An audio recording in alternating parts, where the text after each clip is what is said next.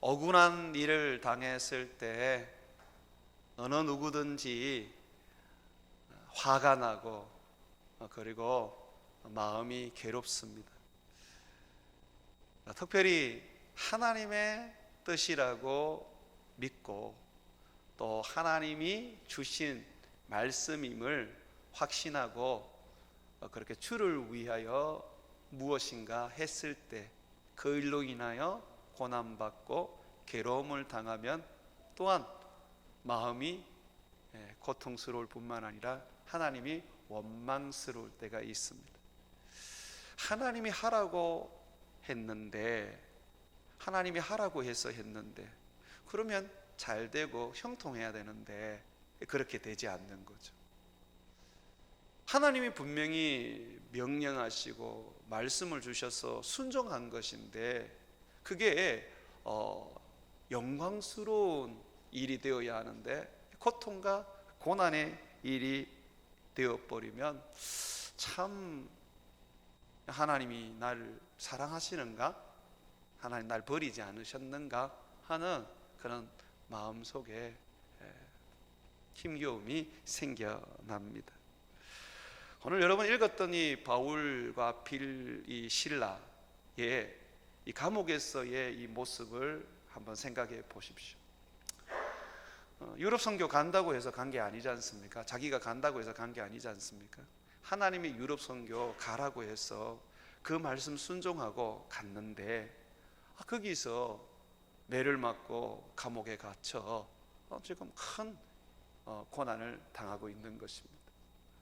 또 감옥에 갇힌 것도 귀신 들린 여인을 고쳐준 일로 인해서 감옥에 갇혔습니다.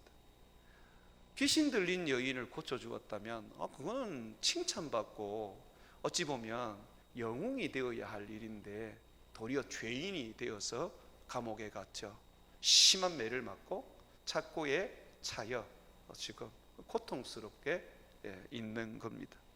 그런데 이런 고통 속에서 이 바울과 실라가 기도하고 찬송을 합니다. 그것도 제수들이 다 듣도록 말입니다.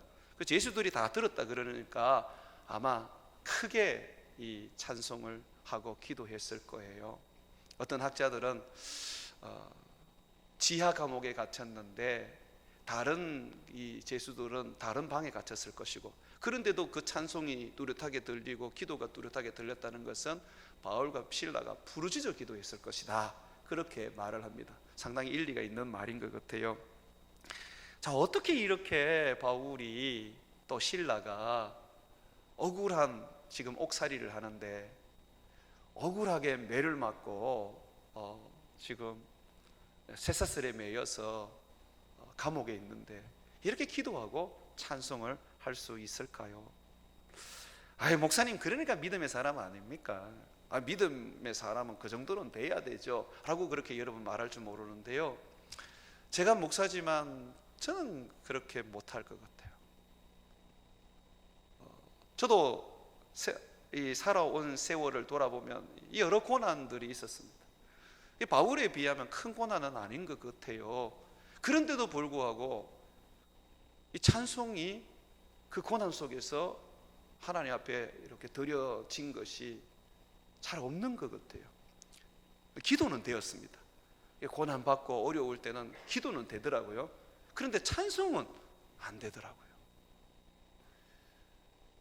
어떨 때 찬송을 합니까? 우리가 즐거울 때, 기쁠 때, 하나님이 축복하실 때, 하나님이 뭔가 내게 은혜를 주실 때, 그럴 때 찬송하지 않습니까? 바울은 또 실라는 좀 매를 맞고 온몸이 진짜 걸레가 됐어요. 피가 흐르는 그런 어떤 이 상한 몸을 가지고 거기다가 쇠사슬까지 매여 있었으니까, 당시에 이렇게 죄수들은 이 쇠사슬을 손과 발에 묶어놓고 이 벽에 달았어요. 그러니까 바울이 아마 이 감옥 바닥에 앉아 있거나 눕지를 못했을 거예요.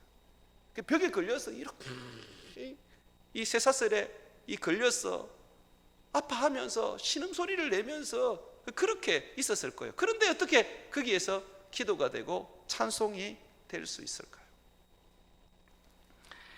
성경에는 이런 믿음의 사람들의 그 좋은 믿음을 많이 소개를 해줍니다. 사드락과 메삭과 아벳노고는 우상을 숭배하지 않고 스스로 풀무불 속에 뛰어들었지요. 다니엘은 믿음을 지키다가 그는 사자굴에 들어가야 했었지요. 그런 모습들을 보면 우리는 와 정말 대단하다, 야 믿음은 저래야 돼 라고 하지만 실질적으로 우리가 그렇게 됐을 때는 이게 정말 어렵단 말이죠.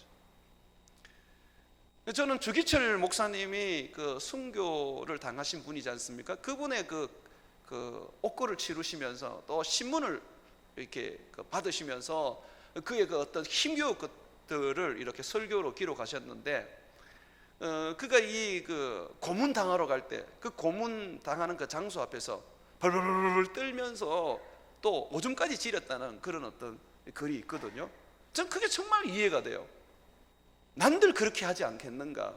어찌 보면 그 자리에서 아구 내가 더 이상 예수님을 안 믿겠습니다, 제발 날 좀 살려주십시오 라고 그렇게 내가 하지 않을까라는 그런 생각이 들거든요. 그런데도 이 지금 바울은 보면 우리의 어떤 그런 생각을 뛰어넘어 버리고 지금 그 모진 고난과 그 고통 속에서 하나님께 기도하고 찬양을 한다는 말이죠. 도대체 이가 뭐가 우리와 달라서 이렇게 하나님 앞에 고난 속에서도 찬양하고 기도할 수 있단 말입니까? 그렇다면 우리가 이 바울이 어떤 이유 때문에 하나님을 고난 속에서도 찬양할 수 있었다면, 우리가 그 이유를 알고 그걸 우리도 가진다면 능히 이 바울처럼 우리도 핍박받고 괴로움 당할 때, 고난 당할 때 이겨내고 기도하며 찬양하며 하나님께 영광을 돌릴 수 있지 않겠습니까? 그래서 저는 오늘 특별히 이 바울과 실라가 무엇 때문에 이렇게 기도할 수 있었는지, 찬양할 수 있었는지, 고난을 이길 수 있었는지 한번 찾아보려고 합니다. 그래서 바울의 그 기록한 성경의 내용들과 또 바울에 대하여 성경이 말하고 있는 이 내용들을 제가 한번 꼼꼼히 찾아서 몇 가지 바울이 고난 중에서도 기도할 수 있었던, 찬양할 수 있었던 그 이유를 한번 만들어 봤습니다. 첫 번째로 바울과 실라가 찬양하고 기도할 수 있었던 것은 고난받는 것을 당연하게 여겼습니다.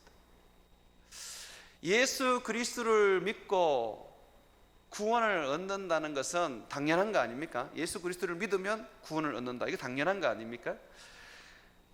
내가 하나님을 내 아버지로 모시고 그를 섬긴다면 내가 그의 자녀가 되고 그가 내게 돌보시며 축복해 주신다, 이 참 당연한 이야기이지 않습니까? 내가 예수의 이름으로 살아가면 예수의 이름이 능력이 되어서 귀신도 내어 쫓고 또 병도 고칠 수 있다, 이거 당연한 이야기지 않습니까? 자, 그런데 예수님을 믿으면 고난을 받는다, 이게 당연한 이야기입니까? 성경은 당연한 이야기라고 말하고 있습니다. 우리는 예수 그리스도를 믿음으로 말미암아 행복만 생각합니다. 예수 그리스도를 믿으면 우리에게 좋은 것들만 생길 거라고 생각합니다. 그런데 우리에게 행복과 함께 우리에게 어려움과 고난과 환난을 성경은 함께 이야기해 주고 계십니다. 바울이 예수님을 만나서 그가 이제 복음을 전하는 전도자가 되었을 때 주님 그에게 사명을 주시는데요, 주님께서 큰 이 사명을 주세요. 비전을 주세요. 야, 너는 임금에게, 그리고 너는 이방인들에게 너는 복음을 전하게 될 것이다. 또 이스라엘 사람들에게 복음을 전하게 될 것이다. 바울이 어찌 보면 그냥 이스라엘 한 그 민족이 아니라 전 세계의 이 전도자로 하나님께 부름을 받았고, 또 그냥 가난하고 병들고 어려운 사람들만 구원하는 것이 아니라 임금들도, 권력을 가진 자도 전도해서 구원하는 그런 사명을 받았어요. 굉장히 영광스러운 일이죠. 그런데 거기에 주님이 하나를 더 하십니다. 사명을 하나 더 주십니다. 그 사명이 뭐냐면 고난 받는 사명입니다. 목사님, 고난 받는 것도 사명입니까? 사명입니다. 고난은 선택이 아니라 필수입니다. 고난은 예수 믿는 사람들은 당연히 가지게 되는 사명입니다. 사도행전 9장 15절에 보게 되면 주님께서 아나니아라는 사람에게 이 바울의 사명을 말씀해 주는데 이렇게 말합니다. 주께서 이르시되 가라. 이 사람은 바울입니다. 바울은 내 이름을 이방인들과 임금들과 이스라엘 자손들에게 전하기 위하여 택한 나의 거룩이다. 자, 사명을 주시죠. 그러면서 또 하나의 사명을 더 줍니다. 그가 내 이름을 위하여 얼마나 고난을 받아야 할 것을 내가 그에게 보이리라. 얼마나 많은 고난을 받아야 할지 내가 그에게 보이리라. 여러분들이 주를 위하여 산다면, 주께서 주신 복음을 전파하는 그 삶을 헌신하고 있다면 반드시 고난이 따라오게 되어 있는 것입니다. 핍박이 따라오게 되어 있는 것입니다. 그것이 복음 전파와 함께 주어지는 사명이기 때문에 그렇습니다. 아유 목사님, 그러면 나는 복음 안 전할래요. 아유 목사님, 나는 그러면 전도 안 할래요. 그 바울 같은 사람이나 할 수 있지, 내가 그걸 어떻게 하겠습니까?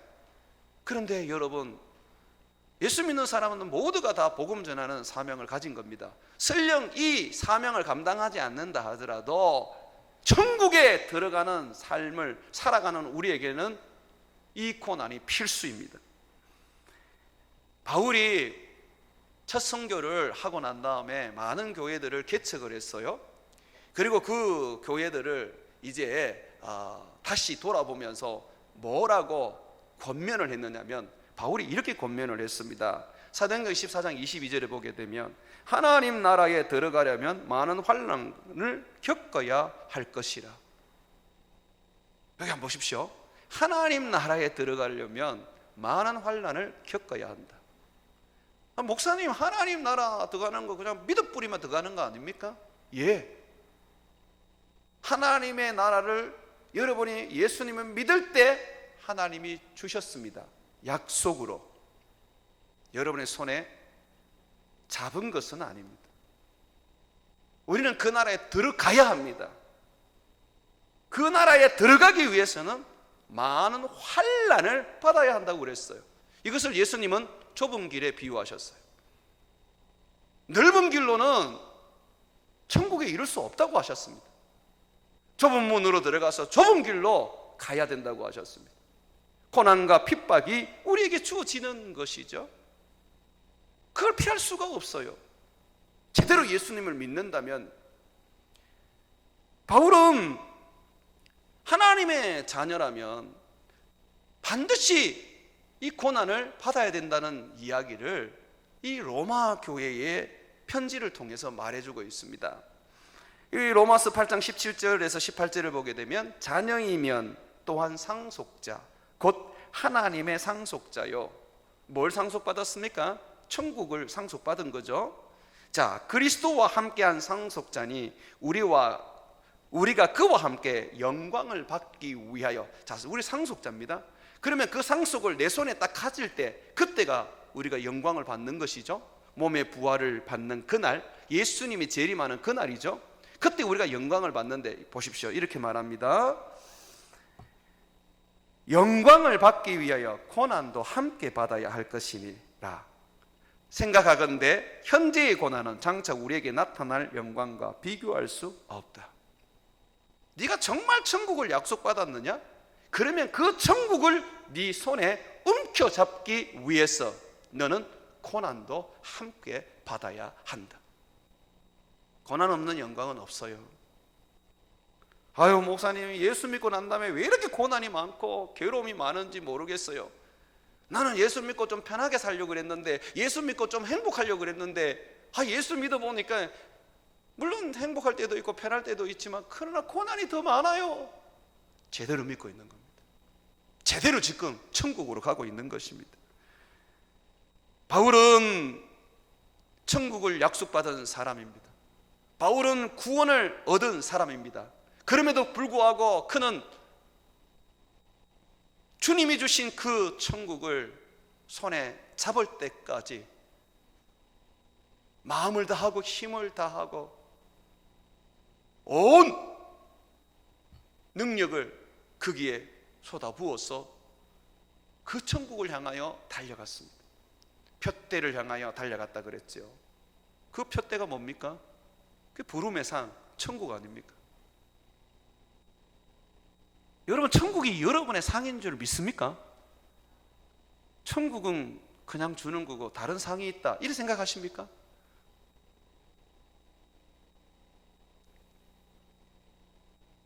우리 주님께서 우리에게 천국을 약속하셨습니다.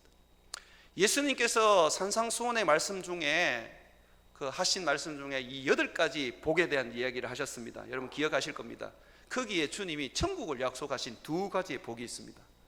뭡니까? 첫 번째는 심령이 가난한 자는 복이 있나니 천국이 저희 것이며 그랬어요. 그리고 하나 더 있습니다. 의를 위하여 핍박받는 자는 복이 있나니 천국이 저희 것입니다. 주님은 핍박받는 우리의 삶을, 예수님 때문에 고난받는 우리의 삶을 주님 반드시 천국으로 보상해 주신다고 약속하십니다. 그래서 우리는 이 땅에서 고난받고 핍박받아도 찬양하고 감사할 수 있는 거예요. 기도할 수 있는 거예요. 왜? 이 핍박이 장차 내가 받을 그 영광에 비교하면 아무것도 아니니까. 매를 맞고 감옥에 갇혀서 그렇게 고통스러워해도 그 고난 속에서 잠도 이루지 못해도 괜찮아요. 왜? 천국에서 받을 그 영광, 그 천국을 생각하면 이 땅의 고난이 아무것도 아니기 때문에 그렇습니다.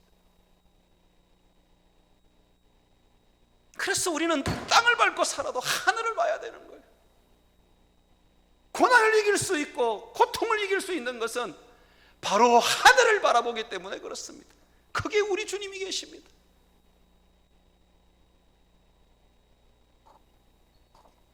또한 바울과 실라는 고난 중에서도 찬송하고 기도할 수 있었던 것은 그의 고난과 고통이 빌립보의 교회를 온전히 세우는 일이라는 것을 알고 있었기 때문에 그렇습니다.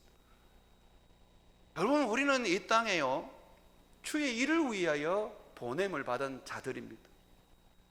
여러분들이 가정을 이루잖아요? 그 교회 아닙니까? 여러분들이 믿음의 기업을 이루잖아요? 그 믿음의 사람들이 모여서 기업을 하면 그 교회 아닙니까? 여러분들, 우리 여기 지금 지역에 모여서 베델로 교회를 만들었습니다. 이 교회 아닙니까? 교회가 조직이고 건물입니까? 교회는 사람입니다. 예수 믿는 사람, 두세 사람이 모이면 교회입니다. 여러분의 가정이 교회인 줄로 믿습니다. 여러분, 교회예요. 그런데 여러분의 가정을 하나님께서 온전히 세우기 위하여, 하나님께서 음부의 권세를 밟아버리고 하나님의 나라로 온전히 세우기 위하여 그 교회에 속한 내가 고난받고 환난을 당하는 것입니다.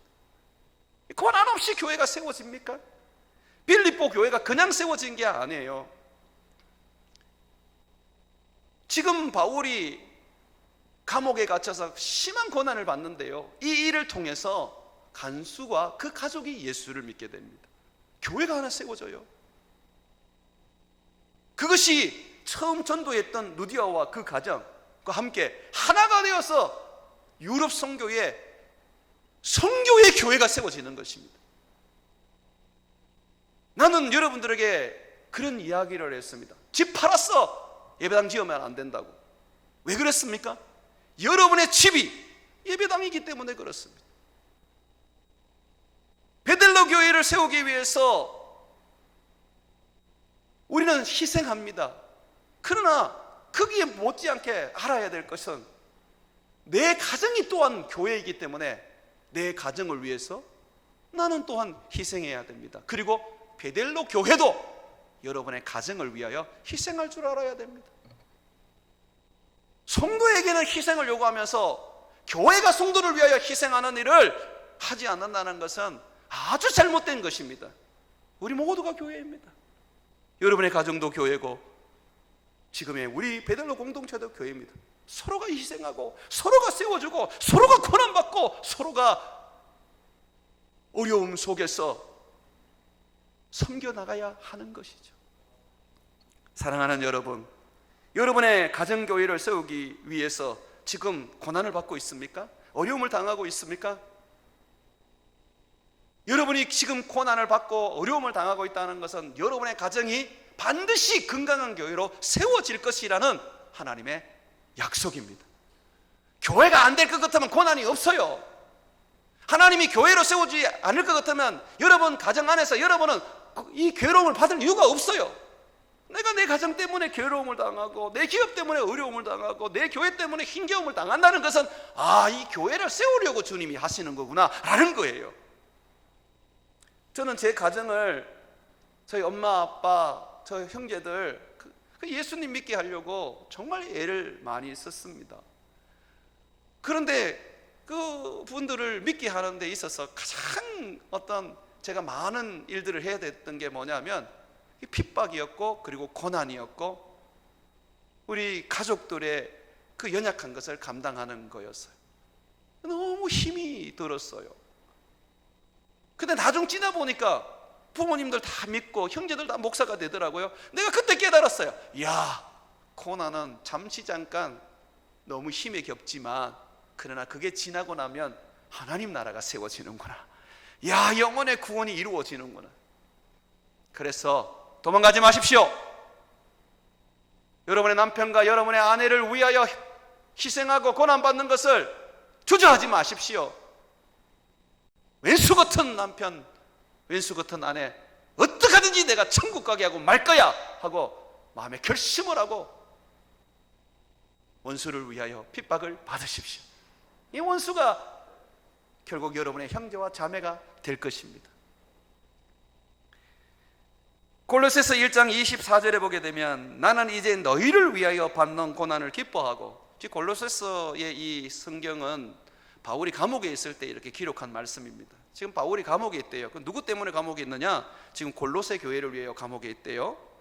너희를 위하여 받는 괴로움을 기뻐하고 그리스도의 남은 고난을, 바울은 자기가 받는 고난을 또한 그리스도의 남은 고난이라고 말합니다.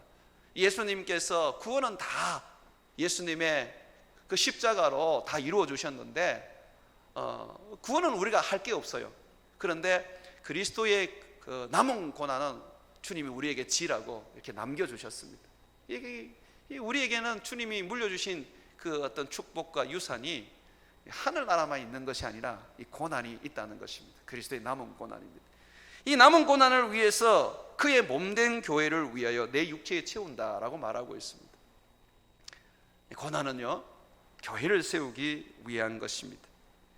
여러분들이 고난받고 고통당할 때 하나님을 기뻐하며 찬양하고 기도하십시오.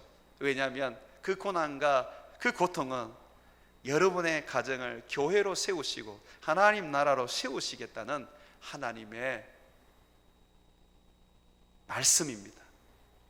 고난이 없는 곳에 교회는 없는 것이죠. 자, 또 바울과 실라가 고난 중에 기도할 수 있었던 것은, 바울은 고난이 딱 오면 그 고난 자체를 하나님의 말씀, 하나님의 메시지로 받아들입니다. 어떤 메시지로 받아들이느냐 하면 고린도 후서 1장 8절과 9절을 보면 이렇게 바울이 말합니다.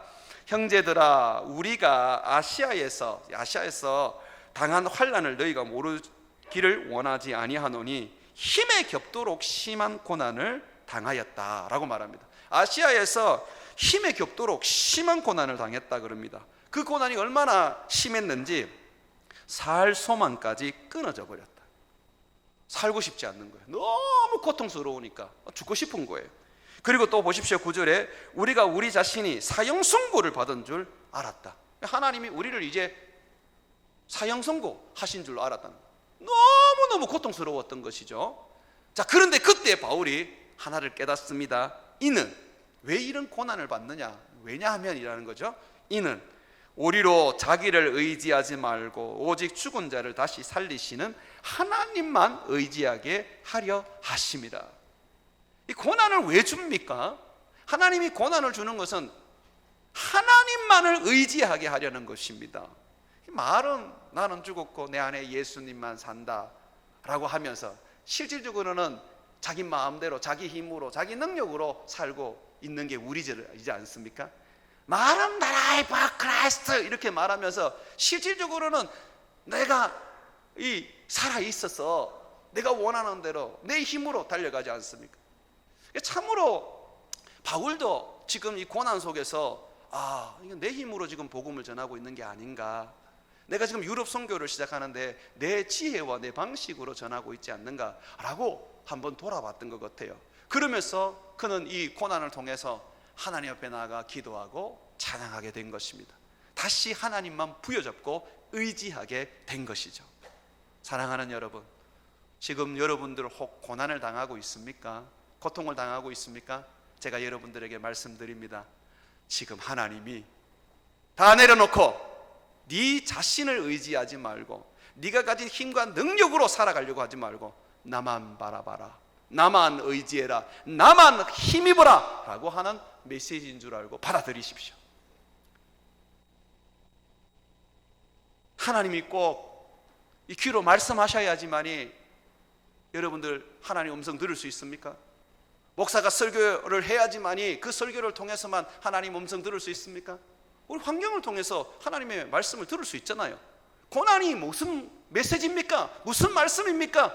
나만 바라봐라, 나만 의지하라 하는 메시지 아닙니까? 왜 지금 이 시대에 코로나가 이렇게 창궐을 합니까? 주님만 바라보라는 거예요. 주님만. 끝이 점점 다가오고 있다. 세상의 멸망이 다가오고 있다. 이제 곧 심판의 그 날이 오고 있다. 무정행에 갇혔던 사단이 풀려날 것이다. 굉장한 환난과 굉장한 미혹과 굉장한 어려움이 일어날 것이다. 그러므로 지금부터라도 나만 바라봐라. 이 코로나 속에서도 나만 바라보는 훈련을 해라 라고 말씀하시는 거예요. 믿음이라는 게 뭐예요? 자기를 줄이고 자기를 죽이고 자기를 버리고 하나님만 바라보는 거, 예수님만 바라보는 게 믿음 아닙니까?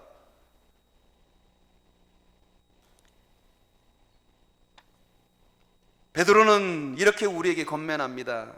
하나님의 뜻대로 고난을 받는 자들은 또한 선을 행하는 가운데에 그 영혼을 미쁘신 창조주께 의탁할지어다.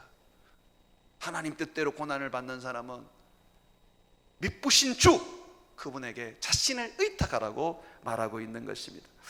바울과 실라가 찬양하며 기도하였던 것은 또한 고통과 고난 속에서 하나님이 자신을 구원해 주실 구원자임을 믿었기 때문에 그렇습니다.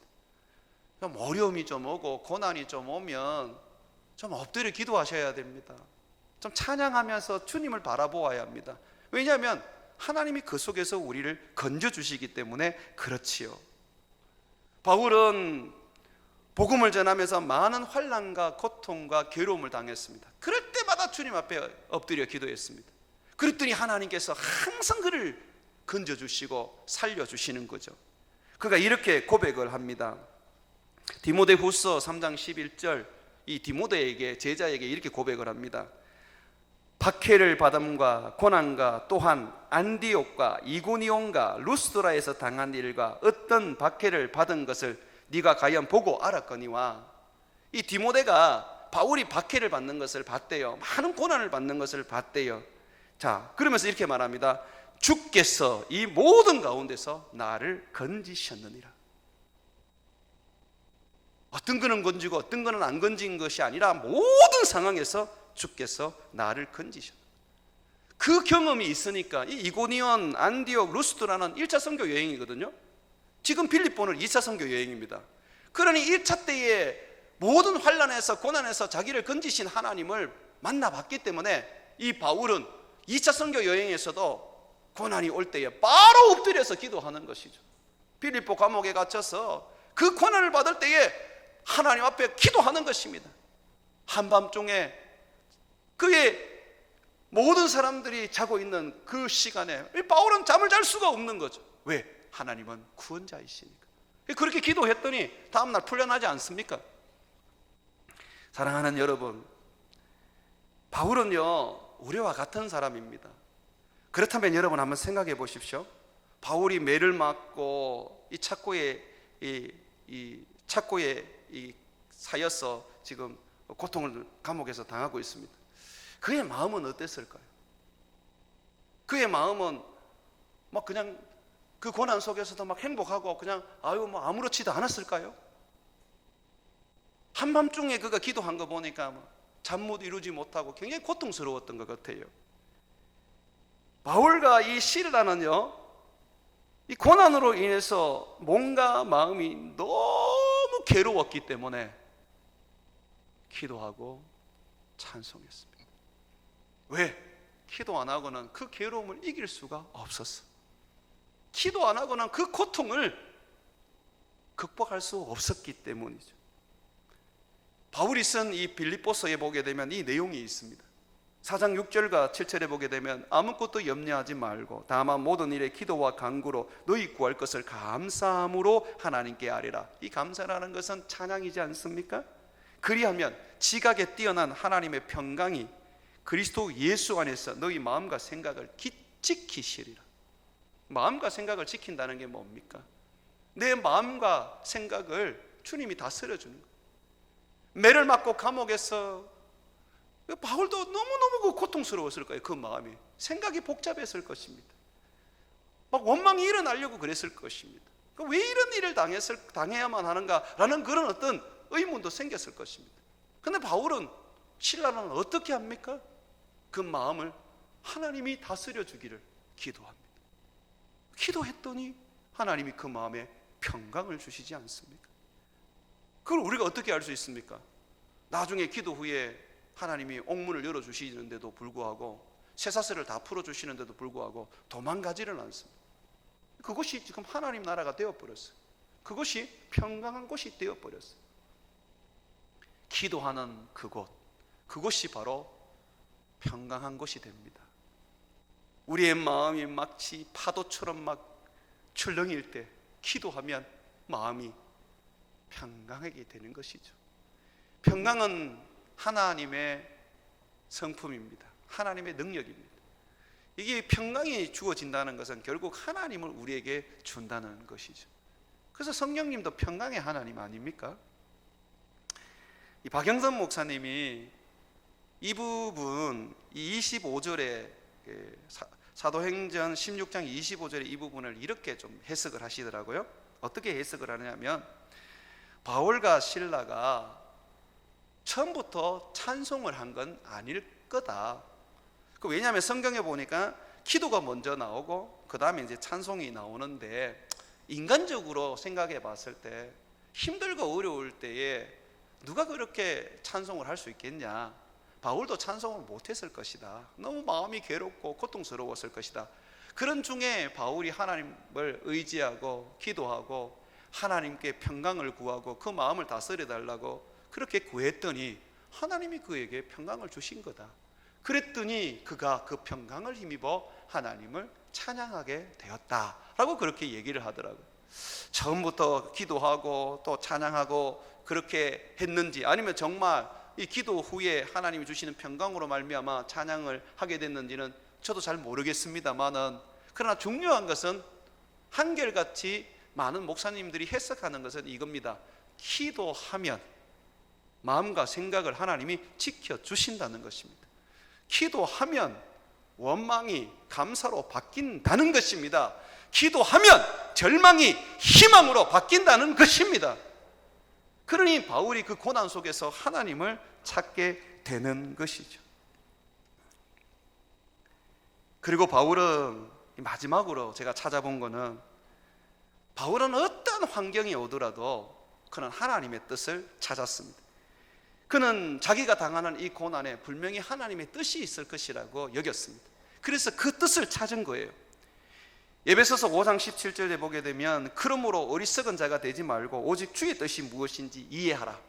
바울은 지금 에베소 교회를 향해서 이해하라 그럽니다. 왜 이런 일이 생겼을까? 주의 뜻을 먼저 이해해라. 왜 나를 망하게 했을까? 주의 뜻을 먼저 이해하라. 왜 이 원수 같은 사람하고 결혼하게 했을까? 그 주의 뜻을 이해하라는 것입니다. 주의 뜻이 있단 말입니다. 그래서 바울은 하나님 앞에 그 뜻을 구하기 위하여 부르짖었습니다. 그것은 여러분요, 이 성경에 나와 있어요. 이 예레미야 선지자가 그랬잖아요. 감옥에 갇혔을 때 그가 그냥 낙심해서 가만히 이렇게 있었어요. 그때 하나님이 그에게 나타나서 뭐라 그랬습니까? 예레미야서 33장 2절과 3절에 보게 되면 이 옥에 갇혀있는 예레미야에게, 아무것도 하지 않는 예레미야에게 이렇게 말합니다. 이를 행하시는 여호와, 그것을 만들어 성취하시는 여호와, 그의 이름을 여호와라 하나니가 이와 같이 이르시도다. 너는 내게 부르짖으라. 내가 내게 응답하겠고 네가 알지 못하고 크고 엄밀한 일을 내게 보이리라. 자기가 왜 감옥에 갇힌지 몰라요. 그런데 하나님이 말씀하십니다. 내게 부르짖으라. 네가 감옥에 갇힌 이유를 말해줄게. 네가 앞으로 어떤 일을 하기 위하여 이 감옥이 필요했는지 내가 말해줄게. 네가 왜 이렇게 힘겨운 삶을 살아야 되는지 내가 말해줄게 라고 말하는 거예요. 바울은 그 하나님의 뜻을 받았을까요? 받았지요. 받았기 때문에 옥문이 열려도 안 도망간 거예요. 그 간수를 살린 거 아닙니까? 그 감옥의 간수를, 하나님의 뜻이 그 간수와 그 가정을 살리는 거였거든요. 사랑하는 여러분, 고난에는 뜻이 있습니다. 그러니 고난 받을 때에 제발 내가 무슨 하나님께 잘못한 일이 있나, 괴로움을 당할 때에 내가 하나님으로부터 버림을 받았나 라고 생각하지 마십시오. 그게 바로 기복주의고 그것이 현세주의입니다. 복이라는 것이 좋고 잘 되는 것만이 복이 아닙니다. 하나님이 주시는 복은 고난도 복이고 죽음도 복이고 망하는 것도 복입니다. 왜? 하나님은 그걸 통하여 다시 우리를 살리실 거니까. 그러므로 사랑하는 여러분, 고난 받을 때에 하나님 앞에 나와서 기도하고 찬양하십시오. 당연히 그 고난을 받아야 한다는 것을 인정하십시오. 그 고난을 통하여서 지금의 힘겨움과 아픔과 그 고통을 주로 말미암아 이겨내십시오. 고난에는 뜻이 있습니다. 주님이 여러분을 당하는 고난에 대하여 말씀해 주실 것입니다. 사랑하는 여러분, 야고보는 우리에게 이렇게 말합니다. 야고보서 5장 13절에 보게 되면 너희 중에 고난당하는 자가 있느냐? 그는 기도할 것이요. 너희 중에 고난당하는 자가 있느냐? 그는 기도할 것이요. 기도하십시오. 주님 앞에 나와서 찬양하며 예배하십시오. 그가 여러분의 고난을 돌보시며 그 고난에서 건져 주실 것입니다. 여러분의 고난을 주님이 복으로 바꾸어 주실 것입니다. 바울과 실라, 그는 고난에 대하여 우리와 다른 생각을 가지고 있었기 때문에 고난 속에서도 기도하고 찬양할 수 있었습니다.